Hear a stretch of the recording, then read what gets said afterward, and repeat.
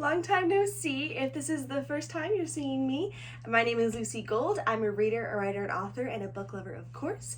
My book is called The Rescue. It is a Peter Pan retelling set in Victorian London where Wendy is a writer. That was published in 2022, and then I also have a poetry collection I published in 2024. Feel free to give both of those a look on Amazon and also on my website, all of which is linked below in the description. So today's video topic, after a bit of a hiatus from YouTube because I was finishing up my third semester at college, I will be answering all of your questions that you submitted. I have one from someone in the YouTube comments of one of my previous videos, and then I got a bunch from my Instagram story and then my Instagram channel as well. So we'll be going in order of when I got them. So there's no particular section off of this video. Gonna get a lot of different questions, and so I pretty much told everyone you can ask me whatever you want about anything, and you guys did not disappoint. So starting off strong with my first question from YouTube comments from at Captain Merpirate, one of my friends. What makes Project Blood your passion project? What is the biggest reason you feel so called to it? Also, the Rescue sequel, Husband. So this was on my video where I talked about my works in progress. So what makes Project Blood my passion project? I honestly just came out of a time where I was just so frustrated with the world. I was so angry. I was feeling all of this just rage at the way women are treated, about the way minorities are treated. And I really just wanted to write what I felt, and I turned that into an epic fantasy or high fantasy called Project Blood. That's the placeholder title. You can learn a bit more about it in my video for my other works in progress, but it was everything I needed when I needed it, and I think that's something that just makes it so special, is that there's so much of my anger at the world in it, and I love my characters dearly, and everyone's so different. Like, as I have three main characters, three narrators, and they're so different and they're so distinct, and it was just everything I needed when I was writing it, and it's still everything I need. I'm currently working on editing it. I was able to print everything out at the library at my school, which is free printing. What's the biggest reason you feel so called to it? Similarly, it's everything I need right now. Actually, with the state of politics in America, I think we all need a little bit of an escape. So this is my way of really thinking about how I feel and really processing that as well. And honestly, I'm really excited about it. I love what it turned into. The initial piece, the initial first part I wrote, like, it was entirely different, and I just honestly scrapped the whole thing and I started from scratch, and it's turned into this 376,000 word novel that I am just beyond excited about. Also, the Rescue sequel, Husband that Z is referring to is Roy. We love Roy in this house. Roy is the best. Yes, I am currently working on a sequel. I also have other questions about the sequel here, but I am working on a sequel. I am in the editing process. I'm hoping to have it finished, edited completely by the end of 2026. We'll see about that. I'm really, similarly to how I read, I'm a mood reader. I'm also a mood writer, so I'm just really not feeling it right now, but I am working on something related to the rescue currently at this moment, not like when I'm filming, but like today. It's not the sequel, but it is something else that's related, and I think you guys are gonna like it if I can get it finished in time by my own personal deadline. But yes, it's coming. I just have to get back into it because The Rescue is an entirely different vibe than Project Blood, which I've been working on like hardcore for over 2 years. Questions from my Instagram story. So at author MSY, how do you manage writing, creating content, and uni at the same time? Later on, at Meg the author had the same question, so I'll just answer both those at the same time. It's hard. I'm gonna be so honest. It's really, really hard. I get very burnt out. I mean, I had to take a break from this YouTube after having basically just started it because I couldn't manage it. Because not only do I have to film, but I also have to edit, and then I have to post, and then if I want to have captions for the video, I have to go and write all of my own captions. So that's really time consuming just on the YouTube part. I will say school always comes first. Like without a doubt, if I have an assignment, I can't create content's not getting created. I have to that assignment because because this is my education. I'm paying $80,000 a year to get this education. I'm not getting paid to do social media. So school always comes first. And then in terms of creating content, I love to batch. Like, genuinely, I cannot emphasize how important batching content is if you want to be posting consistently. I post every day in the morning at 9:05 a.m. on Instagram, and then Eastern time. And then I post less consistently on TikTok because you can't schedule, but I'm getting there. But with Instagram, every Friday, like today I'm filming on a Friday, I sit down or I stand up and film content, but I have 15 minutes of scroll time on Instagram and TikTok where I find all the trends I want to use, think about how I can apply them, and then I film as I go. I also film some fun videos too, really just whatever I'm feeling that day, but I have like 15 minutes of scroll time just to find those trends and find what are people liking right now? How can I make this part of my brand? Like, what can I do with this? So scroll time is really important. So that you're not just mindlessly creating content, because you could totally do that, but it's not going to be as successful as when you're making content purposefully. And then, so Fridays are my batch days. I try to batch at least 7 days in advance. So I would be batching for not the next week, but the week after. Currently for December, I have the entire month scheduled out because I had a lot of backlog content from November that I created, but it didn't necessarily relate to my book, which is I was only posting about my book in November. So I have a lot of backlog content that I'm just like posting, just trying to get rid of all of that until I can get rid of it by the new year, and then I can start fresh in the new year. And then writing comes into it with like when I'm actively drafting, creating content is last on the list. It goes school, writing, creating content. When I'm not actively drafting, writing goes to the bottom of the list because I hate editing, so I always do anything I can to avoid that. But actively drafting to me is more of a time-consuming task than editing. Editing is just, I hate doing this. I don't want to be doing this. Ugh, please let me stop doing this. Like, it's just a headache. I just don't like it. I love drafting, but it takes a lot more work to draft and to entirely create than to refine, revise, all that jazz. So I haven't been actively drafting this semester like I have in previous semesters because I did finish drafting Project Blood and now I'm on the editing phase. So I've been trying. I haven't really been very good with it this semester. But I've been trying to do a couple chapters a day, just going through my printed draft and just circling things I like, circling things I don't like, being like, oh, note for later, I need to revise this, I need to expand this, probably cut this. So just trying to create a routine is honestly what really works for me. I just really recommend knowing yourself, knowing what works for you, what doesn't. Does batching content work for you? Does it not work for you? Do you have a couple hours you can set aside every week to do that? Or you might not. I'm fortunate enough, I don't have any classes on Fridays these past few semesters, so I've been able to do like a whole Friday of just creating content and relaxing and that stuff. But not everyone has that. Not everyone can afford to do that. So it's really build your own adventure, honestly, and prioritize. Like, if you're debating between watching TV and writing, write. Don't watch TV. I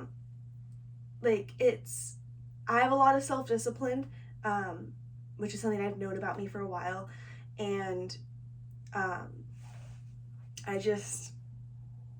have a lot of self-discipline, and it's something I've worked very hard to get. So honestly, that's how I do it. A lot of self-discipline, building routines, and just doing it because I love it, not because I have to do it. I would love to be making money off social media, but that's not why I'm doing it. I'm doing it because I genuinely love creating content and I love connecting with people and all that jazz. But yeah, so I don't know if that answers your question. I hope it does. But self-discipline and routine is my very short answer to that. All right. At Emma Coet author, I no idea if I pronounced that right. How often do you write? What does your process from idea to publication look like? I try to write every day or do something writing related every day, even if that's just scrolling on Pinterest, because I don't ever want to get out of the creative mindset. Because if I get out of it, it's really, really hard to get back into it, which is what I'm struggling with right now, actually, because I got out of it to work on finals and now I'm like, oh, but I don't want to do this anymore. So it's really hard for me to get back into routine once I break said routine. So how often do I write? I try to write every day. I'm not always successful, but I try to do something regularly every day, even if that's just scrolling on Pinterest. What does your process from idea to publication look like? So the idea, I'll jot down in my notes app. I prefer physical writing, but I don't always have like a pen and notepad with me or a journal. So I'll try to write it physically or I'll do it in my notes app, just the idea that pops in my head as soon as it pops into my head. And then I'll like scroll on Pinterest, like I'll make a Pinterest board. I have so many ideas, but so few of them actually make it to the drafting phase, which is unfortunate, but it's true. And then if I'm still interested in like a week later, I'll start drafting it. And then most of my projects I've actually given up. I've never finished the draft because I've just lost interest for it. So it's actually really rare that an idea not only makes it past conception, but also that it makes its way all the way through drafting. Once it makes its way all the way through drafting, I print out the first draft, and then I go through with a gorgeous red pen and I do some physical editing, mostly just notes like this needs expanded, this needs cut, I really like this line, we can use this in promo, because I just comprehend better when looking at something physically, same with physical books versus ebooks. So that's what I do, and then after that phase, I go in, incorporate those revisions, and then so currently with Project Blood, I'm using alpha readers. With The Rescue, I didn't. So it's generally up to the project, like what I think it needs. But after those, I'm going to use a critique partner. And then after that, or do those edits. If you want to know what the phrases I'm using, like the words, go visit the video that I wrote about my publishing process, how I publish at 16. I explain all the terms I use there, and you also have that video explains the entire publishing process that I did for The Rescue.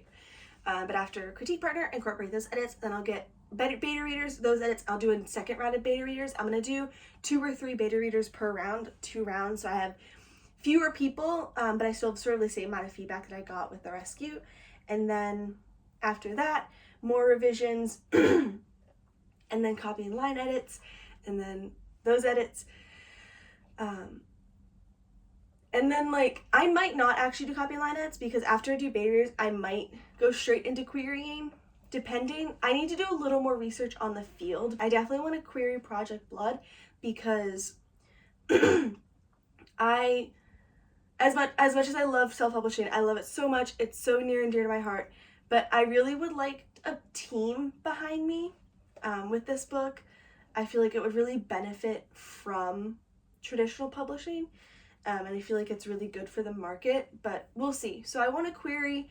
I don't know if you need to do copy and line edits beforehand. I don't think you do because I think they do that anyway if you get sold to a publishing house. I think you can honestly query any part of the process, but I would like to have a more finished draft before showing it to people.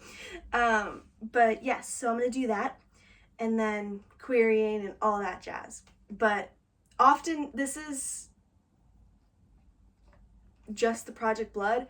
I plan on self-publishing a bunch of other stuff too. I have like a rom-com series that I want to self-publish, or like if I get an offer, I'll traditionally publish it. But I do like the creative freedom of self-publishing. But honestly, it's just like staying with the idea is the hardest because I just lose interest in it so many times. But from idea to publication, a lot of it gets pushed off the wagon or falls off the wagon. But that's my best answer for you. If you want to know like exactly for the rescue specifically, you can go watch that video on how I published at 16. And another one from Emma Coet Author, is the rescue a standalone? What do you plan to write / publish next? There is a similar question that I got from my Instagram channel from @books_by_Ash, which is, will the rescue be receiving a sequel, or do you have other works in progress plans? So the rescue is not a standalone. It's the first in a trilogy. I have the sequel drafted, fully drafted. It's horrible, horrendous, should never see the light of day. So I will be very much editing it before anyone else sees it. I think I showed it to like 2 people, but that was just be like, please tell me it's not horrible. But yes, I was going to publish it in quick succession after the rescue, but my plans were thwarted by self-esteem issues, and don't want to get into all that, but yes, but it is the first in a trilogy, and I do have plans to publish the rest of it. We will see. We will see how that goes for me. I am really, really hopeful that I can get back into it, that I can find the love for that series again, but we're working on it, that's all I'll say. And then my other plans to write and publish next. So I'm working hardcore on Project Blood right now. I would really like to finish those edits by the end of 2026 and start querying. We'll see. That's probably the next thing on my plate. I am working on some other things behind the scenes that I hope to announce on social media very soon. I just don't want to jinx myself, and because my productivity is very like right now, so I'm trying to just sort of lock in and focus on building the routine again before I announce anything on social media, because I don't want to like disappoint anyone. But I do have some publication things coming up in the very near future, I can say that. And then maybe I'll publish my rom-com series soon. I also have to edit that, but who knows? I do have the video on my other works in progress, and then my plans for that as well. If you would like to take a look, that has all of my goals and such, and I also have a pinned post on my Instagram about my works in progress, so you can take a look at that too, if you would like. And then from @Kate the Writer, how do you get your content to take off? I'm stuck in 200 view jail. Luck, to be honest. It's really hard because the content you think that's gonna blow up is just no response to it. And then the content you're like, oh, I'm just gonna toss this out here for no reason other than the fact that I've made it. And it gets like 100,000 views. Like, it's ridiculous. I made a video of me singing Guns and Ships from Hamilton super fast, like 2 times speed. And like, I posted on TikTok, crickets. And then I was like, you know what, I made it, I'm gonna post it on Instagram, not even on my main feed, just on the Reels tab, and it's up to 40,000 views right now and like 7,000 likes. It's not even related to my book content, and it's just like, whew, like flew off. Like, I do think that once you have one viral video, you are way more likely to have more, because Instagram's going to continue pushing out your content. I made a very viral video. I couldn't even tell you the numbers right now, but it's very, very viral. I've gotten 3,000 followers from it. It did very, very well, and it was on my growth, doing my How to Grow Your Account series. Trying to authentically grow my account was the official title of it. But like, it is still blowing up, like it's still getting reach, and the more reach you have, the more Instagram is going to promote your content. It's going to push it to new followers. So my advice honestly is keep creating, keep going. Don't get discouraged, because 200 people viewing your stuff is still a lot of people. Like, I could not fit 200 people in my bedroom, which is where I'm filming this. Like, even 15 views. I would be impressed if 15 people came up to me in real life and said, oh my gosh, I saw your video. I'm like, you saw my video? So my advice is just don't get discouraged, keep creating, because it just literally takes one video to blow your account up. And other like more technical things, make sure that hashtags you're using are relating to your content. Don't just be using generic hashtags. If they're not necessarily related to your content, they have to be at least related to the account that you run. Like if you're running a book account, don't be using makeup hashtags. So and then in your description of your video, use keywords, like embed them in your description, which is what I do. I don't just have like a block that says keywords, because I don't find that aesthetically pleasing. I have just a block of keywords, so I just put them in my description, but use those keywords, and then just create content that is niche but general within the niche. Like if you're like book reviews are very niche, but like if they're so specific because it's about one singular book. So include a question of the day that's general, like what's your favorite color, what are you currently reading, blah blah blah, like, and that sparks conversation in your comments, which signals to Instagram that people like your content, and it's going to keep pushing and people are going to keep commenting and so on and so forth.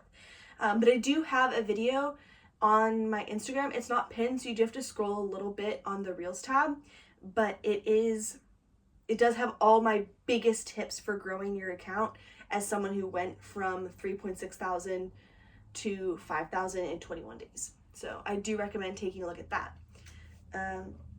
All right, and then at Make the Author, already asked the one question about how you balance creating content, writing, and school, so I already answered that. And then what's your favorite color? My favorite color is maroon. Like, I love like a deep, nice, rich red. Not like a bright red, but I love like a deep red, like a wine red, like a maroon. I just find it so aesthetically pleasing. And yeah, that's a very short answer compared to all my other answers, but that is my answer. I love a maroon. All right, and then my questions from my channel. These are all funny to me. They're all very fun questions. Yes, I'll be answering them now. From at the O'Malley Bookshelf, waffles or pancakes? This is a very complicated question. I love waffles and I love pancakes. I don't really get either at a restaurant. I will really only eat I'm a very picky eater, so I'll only eat very specific things. I love waffles because you can they have little holes for the syrup. You can just put the syrup in all of them. And I love Eggo buttermilk waffles. I literally had them for breakfast today. I have them for breakfast every day that I'm home. I'm actually out now, which is sad. Gonna have to go to the grocery store to get more. But I also love pancakes because my parents have this recipe that was passed down from the family, from my mom's side of the family, and they are just so good. And I love when my parents make them for me. We have like bacon and everything, and it's really nice. But I said, like, if I had to choose, I would probably choose pancakes. But I love waffles too. It's a very hard choice to make. And then from at Slow Reader Page, my MBTI type, I am an ENTJ. I don't know like what the nickname for that is, but that is my type. I think it very well describes me. The last question from Haha Mimi77 is putting your Christmas tree up in October acceptable? Absolutely not. No, it should not be up in October. I put this little dude out yesterday. I'm okay with it being up in November after Thanksgiving, like Black Friday type of stuff, if we're in America, because I'm in America. It should absolutely not be up before Halloween. Halloween is its own holiday, and Christmas should not be interfering with Halloween. And Halloween is the last day of October, so it really should not be up then. If you don't celebrate Thanksgiving, I could understand you putting it up before American Thanksgiving because that would make sense if you don't celebrate it. But my parents and I always put up Black Friday the day after Thanksgiving, put our tree up. We don't have a tree up right now. We're not putting up a tree up this year because we're going to go see family for Christmas. It doesn't make sense to put up decorations for holiday we're not even going to be physically in this house for. So, but I put up this dude, and then I have another tiny one over there, and a tiny one right under where my phone is for filming this. But absolutely not. I do not find it acceptable to put your Christmas tree up before the end of November. But ultimately, it's up to you. It is your house to do with as you please, and I'm passing only very slight judgment because it's a very small thing. And I really don't care what you do with your house, to be honest. But I appreciate you asking my opinion. Alright, so that is all the questions that I was able to gather. If you have more questions for me, feel free to put them in the comments. I will answer them to the best of my ability, and if I get enough of them, I'll just make another video, because why not? So I hope you enjoyed this video, and to everyone who asked questions, I hope that I answered them. If I did not, please let me know, and I will do my best to elaborate or give you a better answer than the one that I gave you. I hope everyone has a great rest of your day, and happy holidays upcoming if you celebrate them. I'll hopefully post another video before the holidays, but if I don't, happy holidays if you celebrate, and if you don't, happy December. Alright, I will see you all in the next video. Bye.